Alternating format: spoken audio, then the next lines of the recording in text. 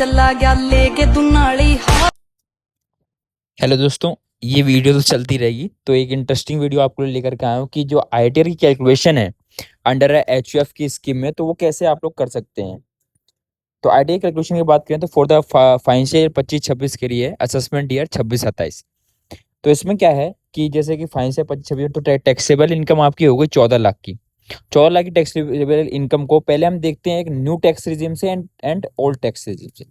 तो new tax regime की जो आपकी स्लैब रेट है, 4 लाख तक आपका नील टैक्स है, 4 से 8 लाख तक आपका 5% है, 8 से 12 लाख तक आपका 10% है, एंड सेम 12 से 16 लाख तक 15%, और 16 से 20 लाख तक 20%, एंड 20 से 24 लाख तक 25%।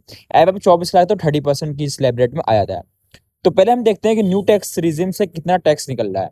तो 4 लाख तक हमारा टैक्स हो गया नील, 4 से 8 लाख तक हमारा टैक्स हो गया 20,000, 8 से 12 लाख तक हमारा टैक्स हो गया 40,000, एंड 12 से 14 लाख के बीच में हमारा आ गया 30,000 का। तो टोटल न्यू टैक्स रिजिम में हमारा टैक्स हो गया 90,000, जिसपे एचईसी हेल्थ एंड एजुकेशन से 4% में लगाया तो 3,600 का टोटल टैक्स हो गया 93,600।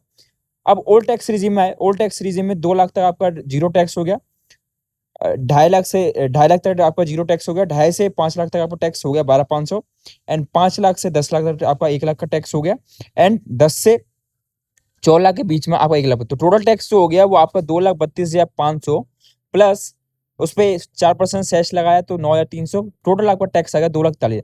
तो दोस्तों दोनों को हमने कंपैरिजन किया, दोस्तों कंपैरिजन करने पर हमें पता चला कि हमारे न्यू टैक्स रिजिम में जो है वो टैक्स बहुत कम जा रहा है। तो दोनों का डिफरेंस जो हमारा टैक्स सेविंग हो रहा है अंडर न्यू टैक्स रिजिम, वो 1 लाख अप्रोक्स 1,48,200 का आप टैक्स सेविंग कर सकते हैं न्यू रिजिम।